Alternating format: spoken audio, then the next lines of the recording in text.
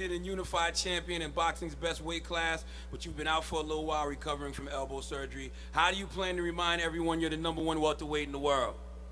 Well, first off, 2017 was a great year. Unifying the WBA and the WBC title for myself and my team was a dream come true. Since then, we had the elbow surgery, but 2018 is a get-back year. I'm truly looking forward to being back in the ring May 19th, and then after that, I'm going to bring a more exciting fight later on this year. I know there's a lot of contenders and champions gunning for my #1 spot, but I'm just going to have to let them know I'm not going nowhere. I'm going to be right here at the top, baby.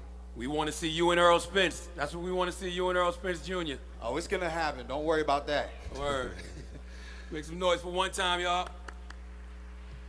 Listen, I like this what Showtime did. I like this. For those who don't know, I'm sure you know already. They had this high profile press conference today, and unfortunately I wasn't able to make it, but whatever the case may be. They had all these champions there, and this was the resurgence of Keith Thurman. People have been wondering where he's been and why he hasn't been talking in regards to Errol Spence. Well, you can better believe that there's going to be a lot of interviews coming out, and people are going to be all in his face asking him what's going to happen. So it is official. May the 19th, Keith Thurman is going to be taking on Jessie Vargas. And the issue with that is it's May the 19th. So, therefore, Keith Thurman will likely only have 2 fights this year. Unless he pulls a Mayweather, and fights in May, then September, and then possibly squeeze in a December fight, and that being Errol Spence. But put it this way. Him versus Errol Spence is not happening this year. With Errol Spence fighting in Dallas in June. That's confirmed. He's fighting June the 16th in Dallas. Likely his mandatory against Carlos Ocampo. And then Keith Thurman, if he beats Jessie Vargas, he's got Sean Porter waiting for him. Many people are asking, why won't Sean Porter handle whatever issues him and the IBF have, or Al Heyman handle whatever issues the IBF have? Because my understanding, Al Heyman, who advises Errol Spence and advises Sean Porter, has a close relationship with the IBF, which is you'll see other champions. Which you'll see he has Jarrett Swift Hurd, Al Heyman IBF champion. Errol Spence, an Al Heyman IBF champion. James DeGale was an Al Heyman IBF champion. You see what I'm saying? So Sergey Limpignet's 140-pound IBF Al Heyman champion. So a lot of people are asking, then, well, since Thurman is pretty much sewn up for 2018, then why can't Porter Spence happen in the meantime? It's still a title, but that's deep down the rabbit hole. But as it stands right now, Thurman versus Vargas is official. It's going to be taking place in the Barclays Center May the 19th. Now, Thurman has had an injury, a very serious shoulder injury, and people haven't been taking that seriously, or they just don't want to educate themselves, and they just don't want to like Keith Thurman. And it's crazy because, if you look at it, Keith Thurman is now in the same situation that Errol Spence was in years ago.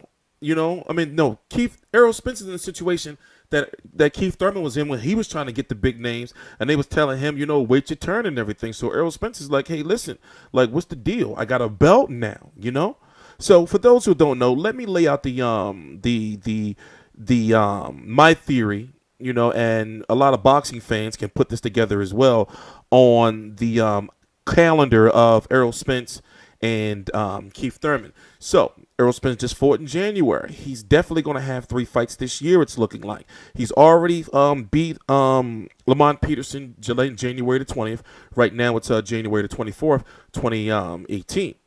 He's already penciled in. They announced it that he's going to be fighting June the 16th in Dallas. It's likely going to be in his mandatory, so then he'll be able to pick a voluntary defense, and it's likely not going to be Keith Thurman, because Keith Thurman's in a situation where if he beats Jessie Vargas,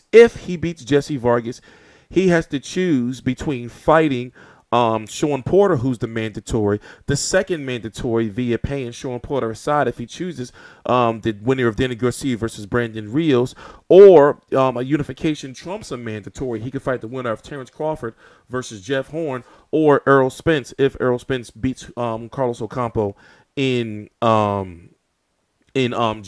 So it boils down to this: who would make more, I mean, who would generate more revenue at this point in time for Keith Thurman?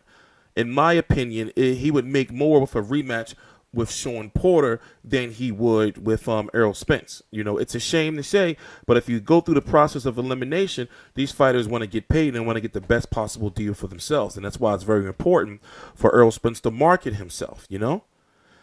And right now, it's looking like none of these 147-pound fighters want to fight him right now because they look at him as being too good. You know, it's going to take one of these guys to be put into a situation where they have to fight him and then, you know, beat him. If they do beat him, from the realize like, oh, shit, you know, he's not that big of a boogeyman, you know. He has been touched before on the chin, but he's just, you know, like Errol Spence is good. You know, in my opinion, you know, he beat to Danny Garcia. You know, in my opinion, him and Keith Thurman, I don't know. And the thing is, I think Shawn Porter will provide some problems for him, especially if Shawn Porter keeps that pressure up. We've already seen that Shawn Porter can take some clean shots. We saw that from Kell Brook, and we saw that from Keith Thurman. So, you know, you just don't know why these guys, like when they do interviews and everything, they start getting all, you know, scary and everything when they talk about it. And it's a shame that Keith Thurman is not getting the credit he deserves because realistically he has been really injured, but people are not trying to hear that shit.